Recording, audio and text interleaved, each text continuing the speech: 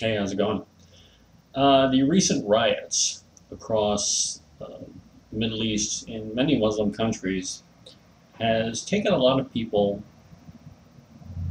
by surprise,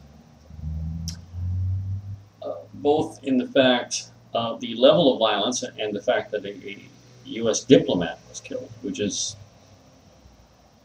aside from killing the actual leader of a country, is one of the most reprehensible things in the world in the world of international diplomacy. You do not harm or kill a diplomat. And yes, it is a direct violation of Islamic law. Uh, Under Sharia, which is the Islamic law itself, the system, diplomats are to be granted safe passage and safe haven. And to harm a diplomat is considered a grave sin in Islam. And the movie itself, insulting Prophet Muhammad, founder of Islamic faith, is something that has deeply outraged a lot of Muslims. Now, it's not the only film of its kind. There are plenty of other clips on YouTube that insult Muhammad. They call him various things such as child molester, womanizer, committer of genocide, that sort of thing. Now, let's start off with a little bit simpler point. In the Islamic faith, it is a serious sin to insult any of God's messengers. And that not only includes Muhammad, it also includes Jesus Christ, John the Baptist, Moses, Solomon, and others.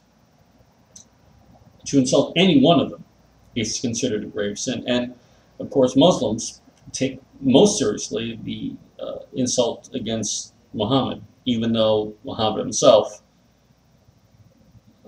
considered, of course, he considered himself a prophet of God, but he didn't consider himself to be better than Moses or Jesus. And in some ways, he's considered himself to be less than them in certain areas. So, while a film insulting Muhammad would draw outrage in the Middle East, if you were to say have a film that insulted Moses or Jesus, Muslims would likewise take offense. But see, the thing is, what I think outrages Muslims most of all is that Muslims do not and cannot, because of their religion, make a movie that insults Jesus or insults Moses. They can't because those men are also considered prophets in the Islamic faith. So Muslims are like, well, we don't make movies attacking your prophets, whether it's Jesus or John the Baptist of the Christian faith, or Moses or Aaron of the Jewish faith. We don't make movies attacking them because we can't, because it violates our own religion. You, on the other hand, Christians, Jews, whatever, feel perfectly free to make a movie that insults our prophet.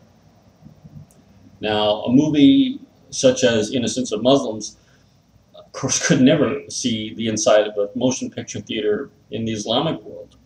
Likewise, a movie like The Last Temptation of Christ or Jesus Christ Superstar could never see the inside of the, could never be shown at the theater in any Muslim country because it insults a prophet of God. Okay? So, it's a case of, you do it to us, but we don't do it back to you. We might not like how you interpret their teachings, but we don't attack your prophets, yet you feel perfectly free to attack ours. That's generally the one point of anger that Muslims have about movies like this. Now, the violence itself, most especially in the case of Libya, we found that Al-Qaida had a hand in that. And Al-Qaida has been trying to whip up the Muslim population around the Middle East, try to get them to riot and to attack U.S. embassies, or any embassy where the U.S. interests are handled, such as the Swiss embassy in Iran. What this represents, at least to my own interpretation, is the attempt, and so far it seems a pretty good attempt, to keep itself relevant in the Middle East. What do I mean by that? Well, the fact is that Al-Qaida has been fighting for a really long time to impose its will upon the Muslim world, for the secular governments or the monarchist governments to be overturned and an Islamic State, a caliphate, to be put in its place. The caliphate as interpreted by Al-Qaida. Now, that has been something that they have been going for a long time. And it must have come as a severe blow to Al-Qaida when the Arab Spring happened, when it first erupted in Tunis, and then later to spread to Egypt. And once it got to Egypt, it just exploded everywhere. Because if something happens in Egypt, if something becomes popular, whether a political thought or something as mundane as music or fashion or whatever, if it's popular in Egypt, it will spread its popularity across the entire Arab world. Because Egypt is considered a cultural leader in the Arab world. It's not Saudi Arabia, it's Egypt. Same thing with religion. Al-Azhar University in Cairo, the religious scholars at that university are taken more seriously. Their words, their writings, given more consideration than Islamic scholars from Medina, Saudi Arabia. Most people don't realize that, but Egypt is considered the cultural leader of the Arab world, and has been for a really long time. The thing is, when the Arab Spring did break out, people were demanding not an Islamic State. They were demanding democracy. They were demanding freedom of speech. They were demanding freedom from oppression. That's what they wanted.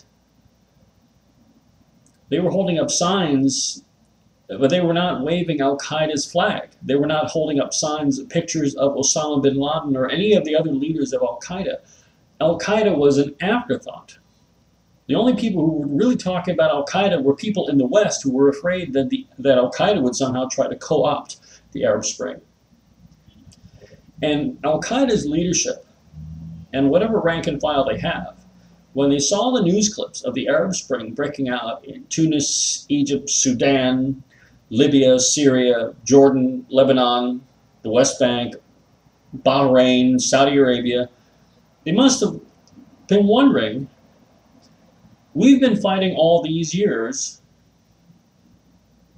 We've been, everywhere from Bosnia to Afghanistan to Sudan, fighting and dying in the cause of jihad, in their interpretation of jihad. And the Arab Spring is here, and no one's talking about us. At all. Zero. And then Osama bin Laden got killed. Because, the guy's got to die eventually. He's walking around, with a great big bullseye on his chest and making videos taunting the United States. You can only do that for so long before the USA comes after you. That's just how it is, okay? That must have come, as I was saying, must have come as a huge blow to them. Psychologically, as well as damaging to their egos. All those years they've been fighting jihad, all those years they've been trumpeting themselves as the leaders of the quote, true Muslims, only to be completely forgotten about when the popular risings finally did happen in the Arab world, the popular uprisings that they've been talking about and encouraging for years. So while the Arab world of places where the Arab Spring actually was successful, such as Tunis, Egypt, Libya, hopefully soon in Syria, they have no place at the table. Al-Qaeda has no place at any table in any of the places where the Arab Spring has been successful. They have no position of leadership in any of the places where the Arab Spring is still ongoing. So this is it for them, these riots. They have to do something to keep their name somewhere in the mind of the general population of the Arab world. And so if they can whip up crowds to attack American embassies, the one American presence in any Arab state that is supposed to be inviolable. That is, the diplomat, an American diplomat, is supposed to be, safe from any and all harm. They cannot be arrested for any charge in any country that they go to. They can be expelled. That's about it. So what I'm thinking is that their feeling is that if only they can encourage Arabs and Muslims to attack these embassies, then the United States would not feel safe anymore. But the Libyans have acted very quickly to go out and arrest people who are responsible for these attacks. I don't know what's happening in Egypt, but Al-Qaeda is whipping up these mobs into a frenzy. It has not engendered any kind of support from anyone, anywhere. So people are wondering about what all these riots, for the Muslim mindset, no Muslim is going to make a film attacking Jesus Christ. No Muslim is going to make a film attacking Moses. Movies that do so will never see the theater in any Muslim country around the world, whether it's Indonesia or it's Saudi Arabia or Egypt or anywhere. Their objection comes from the fact that they're not doing it to the leaders of, the founders of Judaism and Christianity, but yet Christians and Jews feel perfectly okay doing it to them. And that is a source of resentment that Al-Qaeda can say, look, they're insulting our prophet. Okay? You don't do it to them, but they're sure as hell doing it to you. Let's storm their embassies. Al-Qaeda reminds me a lot of the New People's Army of the Philippines. A little history lesson. Back when Ferdinand Marcos was the dictator in the Philippines, and he was in power for a hell of a long time, the New People's Army was formed and fought against his regime. And they fought for a long, long time. And one day, Marcos was overthrown and went into exile. He died in Hawaii. And then the new government of Corazon Aquino came along.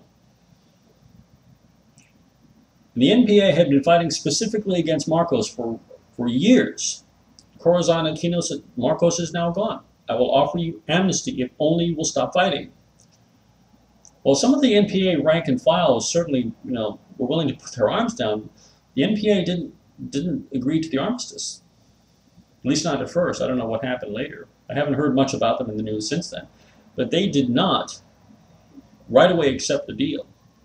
There comes a point when you've been fighting for a cause for a long enough time.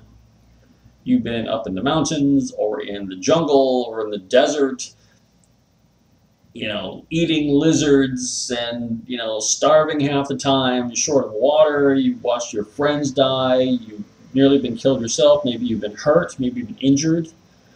You've seen a lot of horrible things happening right in front of your eyes. You've been through all kinds of personal, physical, and psychological hardship. And one day someone comes up and says, it's over.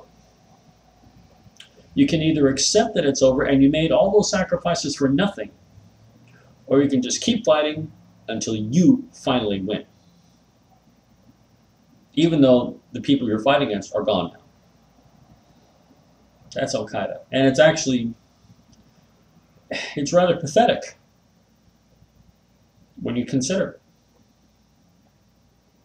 it. This Al-Qaeda is really, they've long considered themselves to be the vanguard of the Islamic community around the world. But they're a shadow of their former selves. And they're going to be probably nothing more than the Arab world's version of the Crips or Blood Street Gang or the Hells Angels, people like that. That's what they've been relegated to, the position of just another criminal organization. So that is my own perspective on all these embassy riots. You guys take care.